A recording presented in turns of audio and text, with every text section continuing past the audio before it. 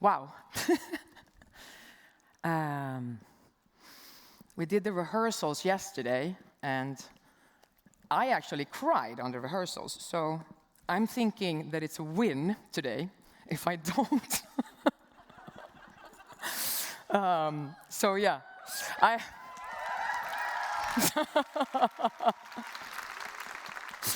All right, let's play, right? So I'm the founder of Circus Lundgren, an agency for emotional design. To clients, I'm brand alchemist. To the rest, I'm just Hanna. And even with the shiny CV, I often feel like I'm sneaking around in the hallway without a hall pass. You know how some people, probably the ones that didn't cry on stage yesterday, they walk into the room and are like, boom, I own this place. Other people are like standing outside and like, ooh, kinda, can somebody let me in? I think, or I don't think, I know. I'm the type of person that like kicks in the door, walks in, and I'm like, yeah, I'm in. And they're like, shit, should I get a permission slip for this?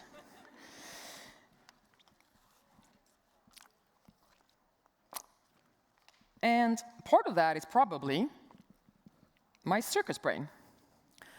I got my ADHD diagnosis a few years ago.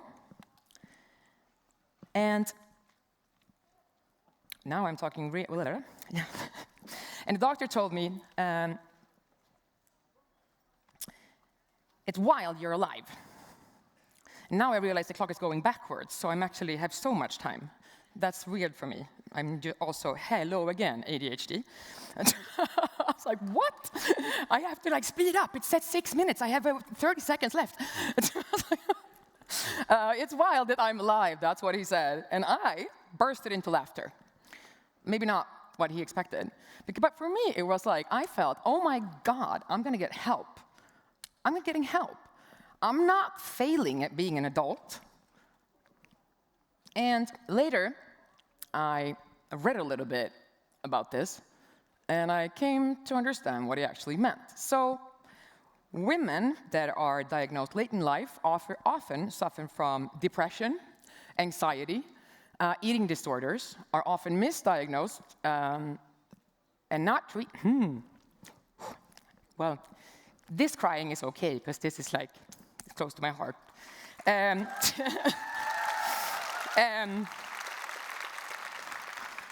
you get treated differently. And a lot of ADHDers, because of that, become high advocates for psychological safety, because they don't feel like they belong, so they want to make everybody else belong.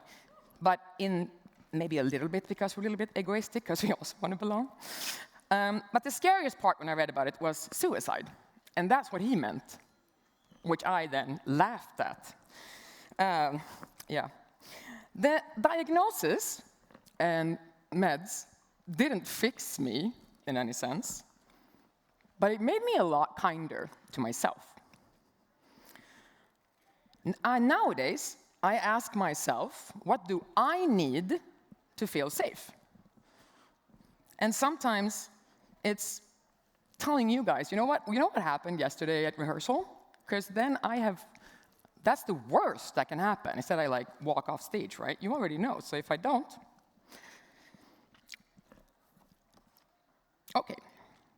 I made this hat, pre-diagnosis, and wearing it says, I'm not performing your version of professionalism today. Today, it's not merch, it's medicine. It's a high five to myself. It's permission. My 40th birthday, I gave this to a bunch of friends. They now wear it and send me photos when they're like, they need a little extra oomph. And that's the magic of emotional design. I made it for my need, but it ended up doing things for other people. My circus brain is not chaos, it's code. It's running on a different operating system, so in a sense, to me, dopamine design is emotional UX. And I'm going to disagree with TikTok, and agree with the scientists. Dopamine design is not maximalism and all of this that I am. That's my dopamine design. Because dopamine design is what triggers you, what triggers your emotion, what makes you feel nice. So, because your brain is fast-wired and hardwired to react to every sense, everything that you're feeling all the time. So, for example, textures calm you down. You know, like the soft blanket, or like that's why kids like their, cushy animals. I still like mine, I'm not gonna lie.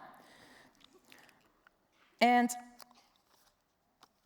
then we have colors, which I love. I like colors. They increase dopamine, focus, and energy. And that's for everybody, even if you're not a maximalist. So think warm, bright tones. Scent and sound, love this one. And I think you'll all relate. It's kind of like an emotional teleportation to wherever you want to go, right?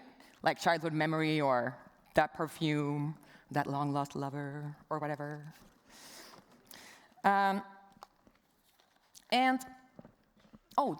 This one is still here. I removed this. But this spot, it's not the kindergarten. This is actually the outside of my office. That is in the works and looks like this. And another way to work with this and quickly get out of your brain and into your hands is to work with play as strategy.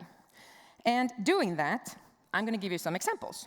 So if you're feeling frazzled, dance, run, stretch, jump. If you are feeling numb, doodle, write a bad poem, build a blanket fort. Feeling lonely, call a friend. You know that one you can call crying in an anxiety attack, but by the time you hang up, you've been laughing so hard your stomach hurts? Feeling peopled out, we all do, it's okay. Puzzle, walk, take that time for yourself. That's another type of play. My inner clown is my radar for my emotional needs. And I know a lot of people have a lot of opinions about clowns. Some are scared of them, some like them, some don't. It's very, very different. I want to remind you all that the clown was the only one who could speak up to the king. Say whatever, because it was a joke, right? And sometimes that king is in your head, telling you you're not good enough, that you can't, no, you shouldn't, oh my God, are you really going to wear that? That's not professional, X, Y, Z. Who cares? Right? So the clown is the one that reminds you to interrupt the unwritten script, because you need to write your script. And with that, I would like you to start thinking of your gut as your grown-up mood ring. Some of you had them. The millennials did. For other people, maybe, I don't know. So, need to reset the stage for yourself? Think dopamine design. Wear your version of dopamine, circus hat or glittery pants. It can be the beige coat, because that's what makes you feel strong and powerful. Even though I'm allergic to minimalism, I know a lot of Swedes aren't. Need to get out of your head? Play. Do you need to move, make, connect, retreat? Find your way to reboot. Because remember, put the oxygen mask on you first. Right? We all know this one.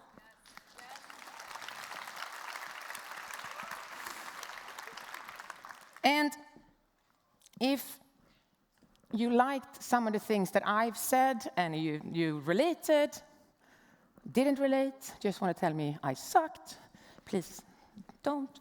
But if you want more tips and tricks, to the left, scan that one. That's my LinkedIn Connect, and I will send you a preview of an upcoming book that is talking about these tips and tricks. Send in the clowns. It's happening. Curious about my brain, I was going to say. That's like weird to say.